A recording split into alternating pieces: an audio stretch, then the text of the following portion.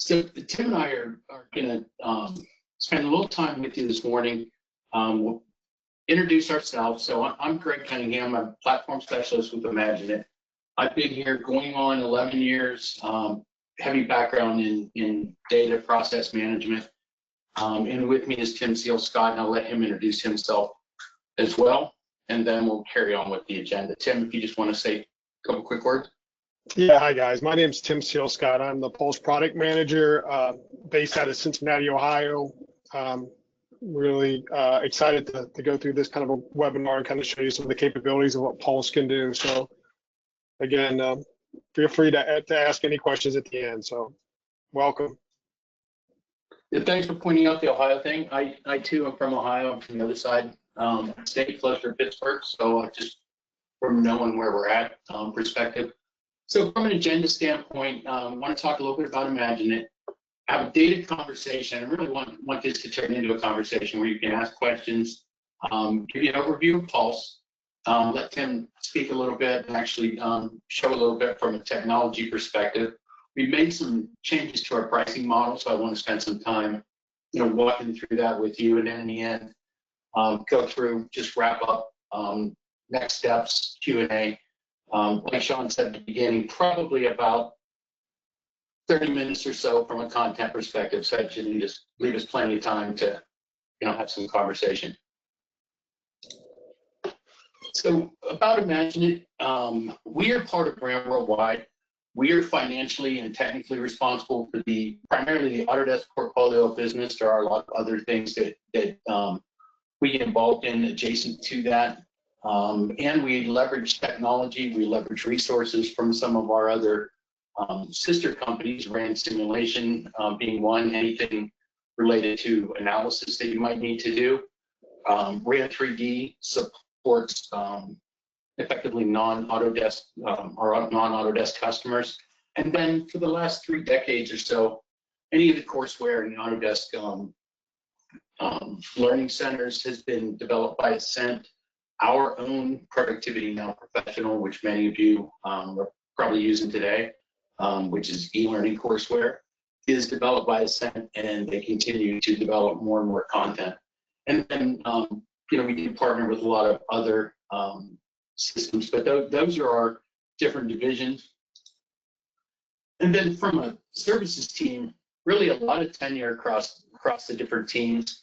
I'm part of the platform team, so we have a deep, broad bench, but we leverage technology and resources from across the different teams as well. So whatever discipline you may be in, we're going to have solution experts, industrial engineers, automation specialists that can really help you solve your problems. So the biggest thing we're going to talk about today is data and how to harness it. It is definitely your biggest asset. And in the manufacturing industry, 68% of that data is really not put to work for you. Further than that, 90% is never analyzed. So there's a pretty considerable data utilization gap. And there's a lot of different reasons for that. But one of the primary reasons is how data is captured, stored, and provided to those people who need it. A lot of companies work in a siloed data environment. This particular slide, our Autodesk colleagues and ourselves and many customers we talk to, we refer to this passionately as the chaos slide. And it really has a way of resonating with companies of how data flows inside of an organization. And the reality is that teams will go out and they will get the tools that they need to perform the tasks that they need to perform, but they're really not always looking at how does this data flow out to upstream and downstream stakeholders.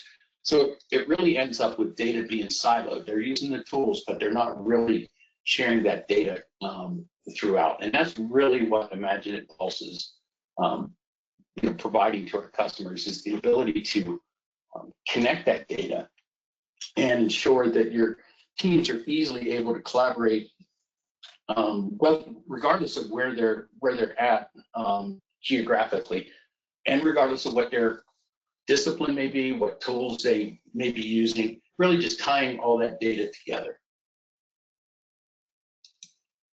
So we developed IMAGINiT Pulse after 20 years of building custom integrations for CAD, document management, product lifecycle management, ERP platforms for customers across all industries.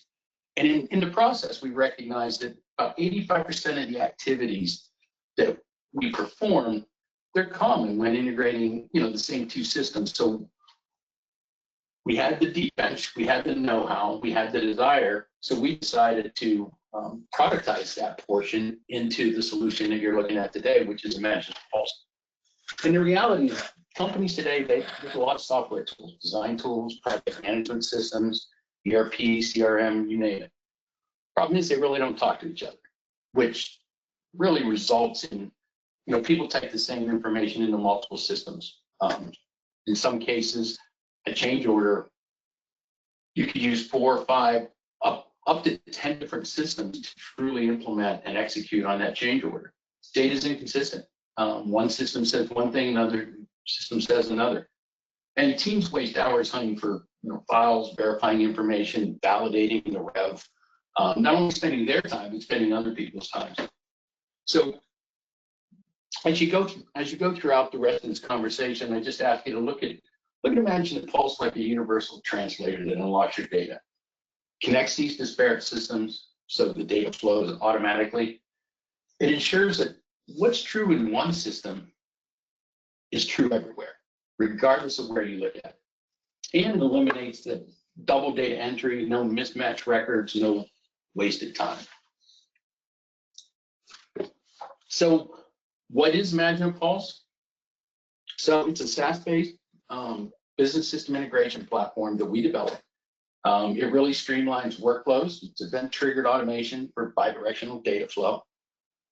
Secure data exchange, so encrypted data, depending on whether you're on premise or not. Scalability, it supports hybrid IT environments, provides modular expansion. And from an admin perspective, it has administrator interface that provides visibility into workflows, scripts, error logs, just for easy management and utilization of the system. So some of the key features, and I know this is a little bit of an eye chart, but I wanted to provide the information to you. Pre-built connector library that I'll talk more about as we move through this. Bidirectional data synchronization, low or minimal code configuration, secure authentication that I talked about, supports hybrid multi-system support, and it is very scalable, customizable. And really, these features help companies achieve some of the outcomes that they're looking for, 40 to 50% efficiency or more, by just eliminating manual data entry, reducing errors. In some cases, 25, 30% is not uncommon, potentially even greater than that. And really just fostering that connected data, true data ecosystem. So let's take a quick look at how it works. So the best part about IMAGINiT Pulse, it works pretty much anywhere. We built it to connect systems across, AEC, things like Autodesk Construction Cloud, Procore, some of the BIM tools from product design, Fusion Manage, Vault, SolidWorks, PDM, MES systems like, for instance, Fusion Operations, common business systems, Salesforce, Microsoft Dynamics, SAP, Oracle, NetSuite. So anytime, the way we look at it, anytime a customer says, we wish system A to talk to system B, Pulse is a viable answer. And it works really with a hub and then the appropriate endpoint connectors for your particular requirements. So when we look at the connectors, we have standard connectors. These are pre-built integrations facilitating really straightforward connectivity tailored to Autodesk-focused solutions. They're simplified integrations, cost-effective, and then really common use case support. Then premium connectors are designed for more enterprise-grade systems with diverse, sophisticated IT environments that are capable of supporting, complex data handling, scalability, and they're very flexible and customizable. So, you'd like to think every company's the same, but the reality is every company has their nuances and their differences, and that's really where, when I talked earlier about the 85% being the same, that's really where our team shines, is in those nuances, helping you make sure from a connective tissue standpoint, we're sending the data and extracting the data where we need to.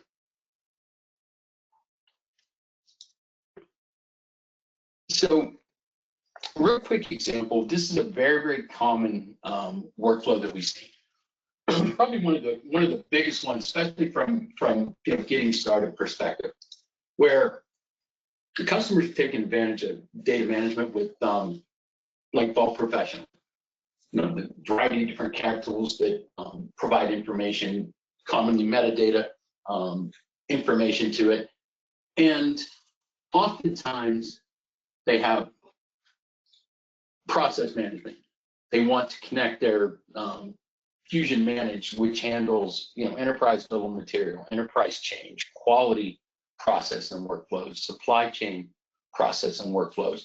Really an extremely robust tool for process automation and management.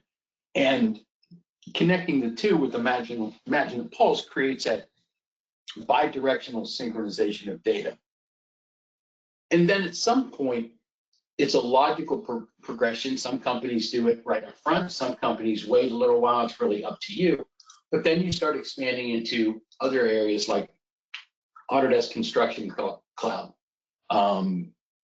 MES systems, ERP systems, wide variety of ERP systems, as well as CRM. All of these different systems that commonly are disparate can be connected through IMAGINiT Pulse to however you choose to connect them up.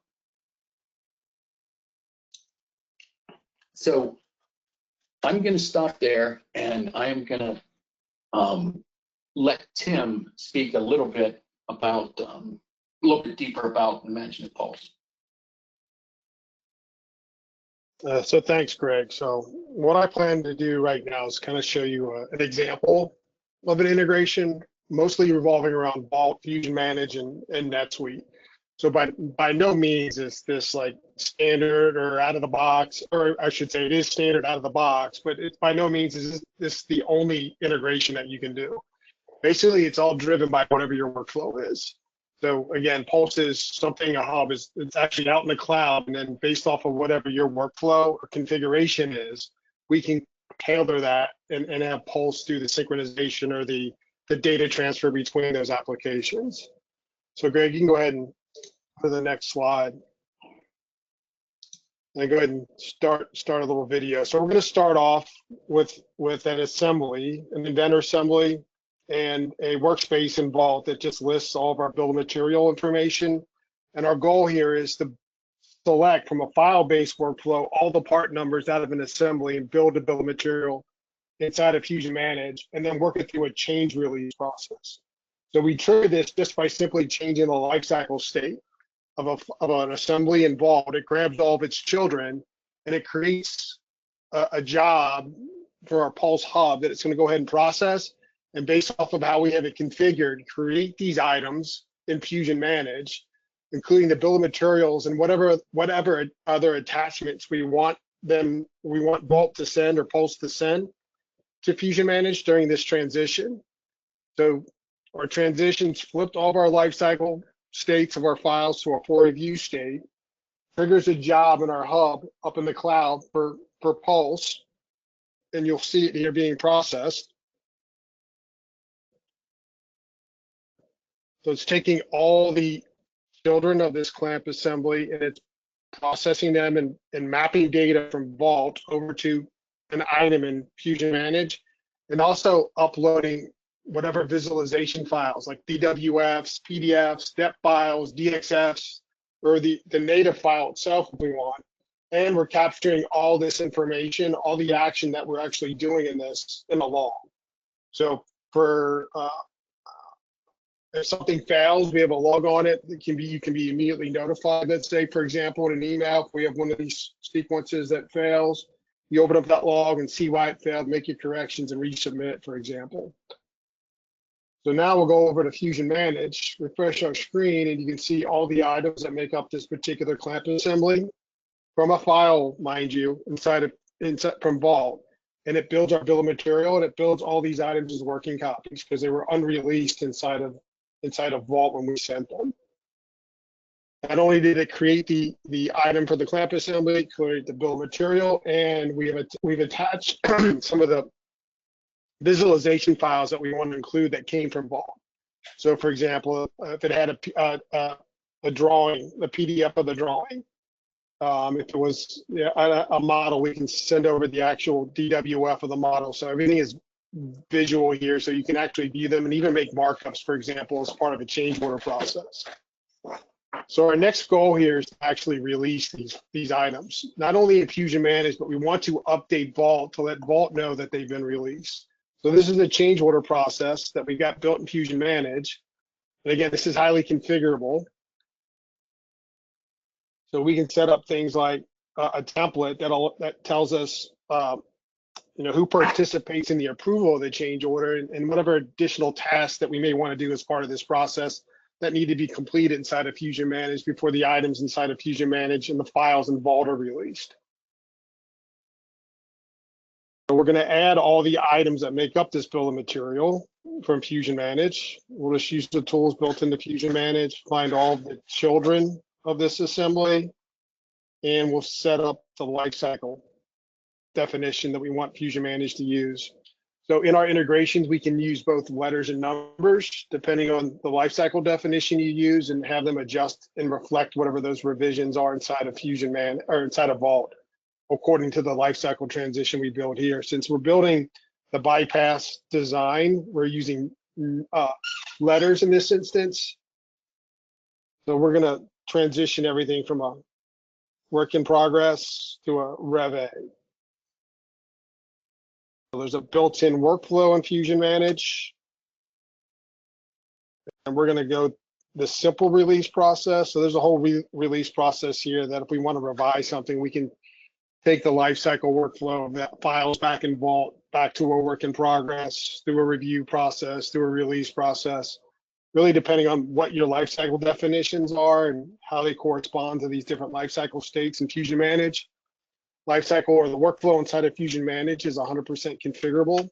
So as we trigger these different transitions in Fusion Manage, we tell Pulse to go ahead and process some of the data. So it's all event driven. And what we're going to do is basically release or make all those files or all those items in Fusion Manage to a Rev A release state, and then update all the items in the bill of material information that came from Vault, the Vault files, and update Vault to make sure that all the files reflect their up-to-date lifecycle state.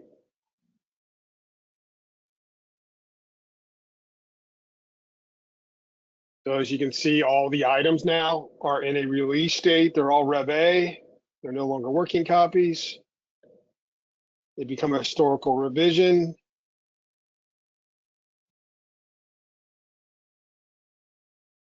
See some of the metadata that was mapped over from Vault, like the stock number, descriptions, company names, comments, and then back in Vault, refresh the screen here.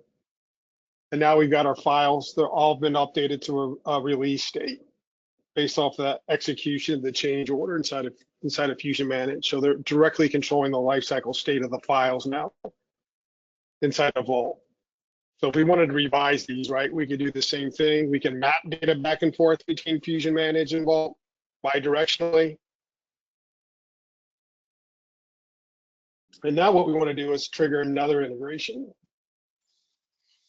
So let's say we've got this process, we use it to approve our bill of material. Now we want to actually update our ERP system. So we want to reflect our most up-to-date bill of material now in our ERP system, so we can do things like inventory tracking or purchasing or other workflows that we would do in an ERP system. So we actually define what is the NetSuite item type that we want to build on these different, because different item types will trigger different areas of where they'll be created or worked on inside of the ERP system, inside of NetSuite. So we've got a little script here that we wrote that'll actually update all these items to either an inventory item, and at the top level, we want it to enter in as a bill of material. And then we'll go back to our change order that we actually had built earlier, and we'll push them to the ERP system. So it's just another trigger, another transition that's built in, 100% configurable. That'll activate Pulse again. And Pulse will take all the affected items on this change order, add them to NetSuite.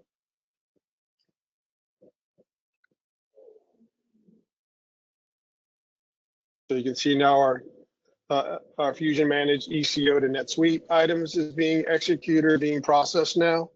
And we'll actually build links on the items inside of Fusion Managed that link back or link to NetSuite, so we can open up the item in NetSuite right from Fusion Managed. So here's our log. You can see all the items that are being processed.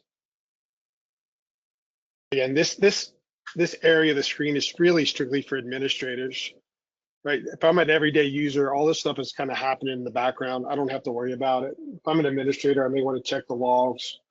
So if I go to that URL, I can actually see the action and all the things that are happening in my configurations instead of IMAGINiT Pulse. Matter of fact, you have to have a secure account even to log into that interface. You have to have a user account set up. So as you can tell, we're over here in NetSuite. You can see the bill of material, the clamp assembly that was made. We mapped metadata over from Fusion Managed to this item in NetSuite.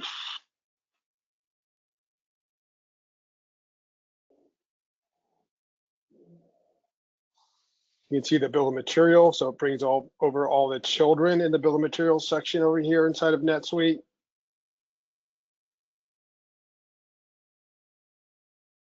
You can open up an item in NetSuite that's part of the bill of material, one of the part files.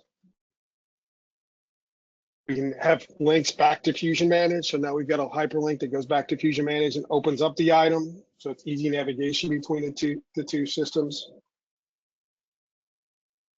We actually built a link in NetSuite. So if we click on it, it opens up in NetSuite. So very easy to navigate between the two systems in this particular integration.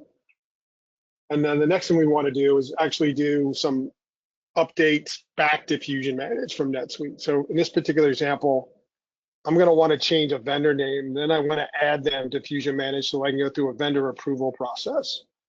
So I can have a list of vendors that are approved or go through an approval process back into Fusion Managed and make it part of my everyday workflow. So this will be a workflow that we're actually going to initiate from NetSuite.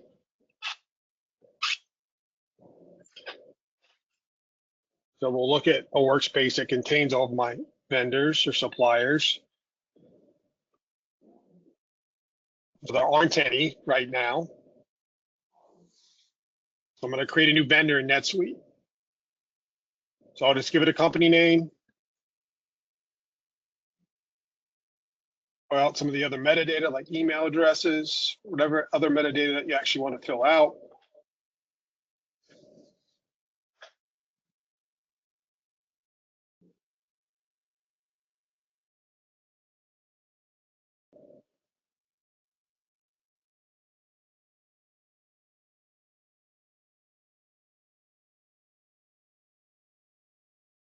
All this information will be added to the record in Fusion Managed once I save this vendor record. And then we have a whole another supplier approval process or an auditing process that in order for you to use this supplier inside of Fusion Managed, they have to be approved.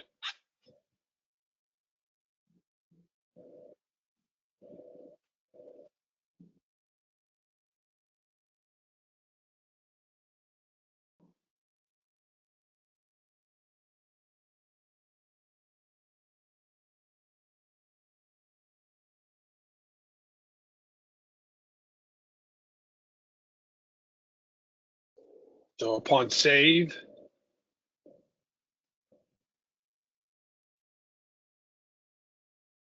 go back to Pulse, we can check the log. So now we've got a new sequence, the NetSuite vendor, the FLC or Fusion Managed Supplier workspace. So we go back to the vendor the supplier workspace, I should say, inside of Fusion Managed, do a refresh. Right, you can see it actually created the supplier for me. So now this supplier can be used in my everyday workflow inside of Fusion Managed to use him as an approved. I can approve him and then use him as an approved supplier in a workflow. So this kind of shows you kind of an example of 3 systems that we integrated together using 3 different connectors, a Vault connector, a Fusion Managed connector, and a NetSuite connector, and just took an everyday, pretty standard out of the box workflow to kind of demonstrate some of the capabilities. So we're not just limited to this. We can, if you have, like Greg said, if your systems applications have an API, right, we can pretty much create a workflow if you've got a standard workflow. So just think of anything that you do, that you transfer information from one system to the next manually, either by manually inputting stuff, or maybe exporting things out to spreadsheets and importing them as part of your workflow. All that stuff can be automated, right? Everything can be synchronized and all can be done behind the curtain, so that they're all being processed in a workflow and being tracked inside of the hub, inside of Pulse. So back to you, Greg. Thanks a lot, Tim. That was a fantastic overview, and I think for everybody watching, you saw a lot of time saved throughout that. One of the things I want to talk about next is I want to get into some changes we've made relative to the point of entry for IMAGINiT Pulse. We spent a lot of time looking at things we could change, and we come up with a different pricing structure than what we had in the past. In the past, it was kind of a twofold type thing where you would purchase the Pulse licensing, the different connector endpoints that you needed, and then the integration services that were required to get it connected in your environment with the multiple systems. We've changed that, and we've really gone with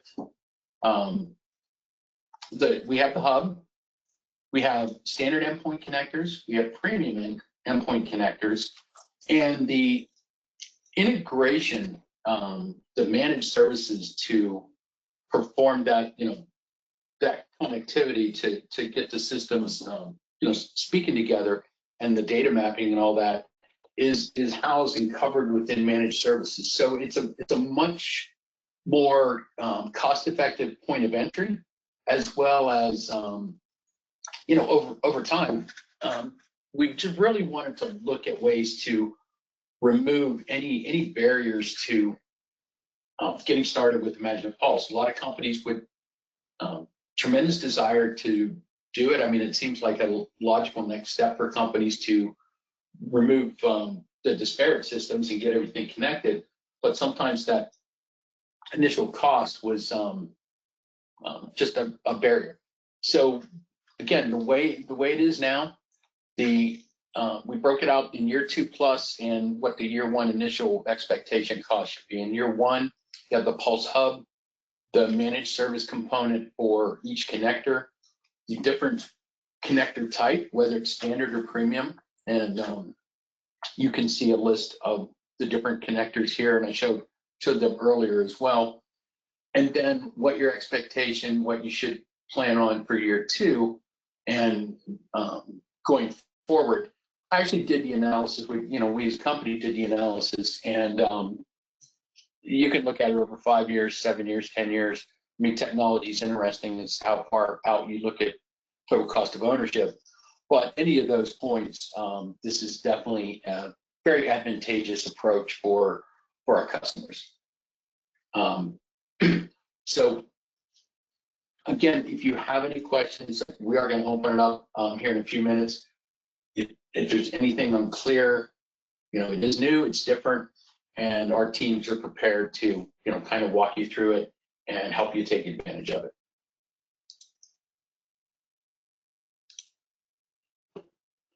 So from an engagement model, again, a couple points in here where, there's a little bit of text, so I apologize for that.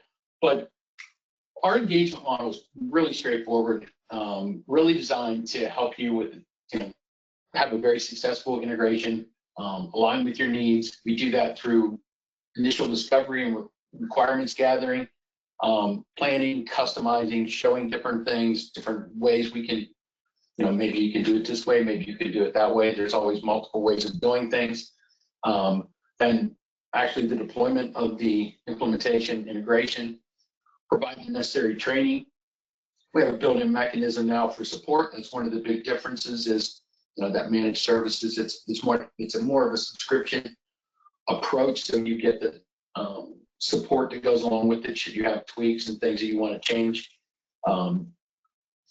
We work with you collaboratively. Obviously, we do our own testing and validation before we even come to you to start doing user acceptance testing, and then really look at ways, what's next. Now that when you look at a data excellence strategy, the reality about that with connected data processes workflow is that that's a journey. There's going to be more and more things that you find that you can really automate, connect. So we really work closely with you to understand, now that you've accomplished your goals here, what is it you'd like to do next? And just help with that expansion. And then really, you can take our word for it, but you can also, look at it, and I encourage you to do so on our website, or at Autodesk University or any of these events where customers are speaking about their experiences with IMAGINiT. Just a simple case study of ASI where they had a challenge. They were using Vault, they were using Fusion Managed, just recently adopted it, and NetSuite from an ERP engine. Interestingly enough, it really what Tim showed is really aligned with what these guys were trying to do. But they spent a lot of time reviewing design documents.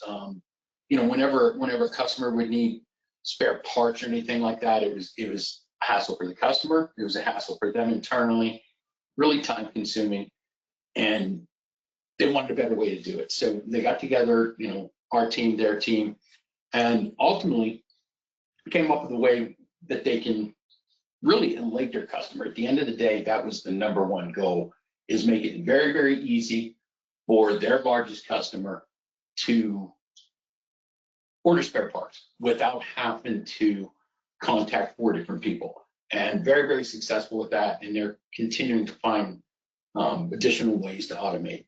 Just one of many case studies. This one was just very relevant to our conversation today. So I just wanted to share it.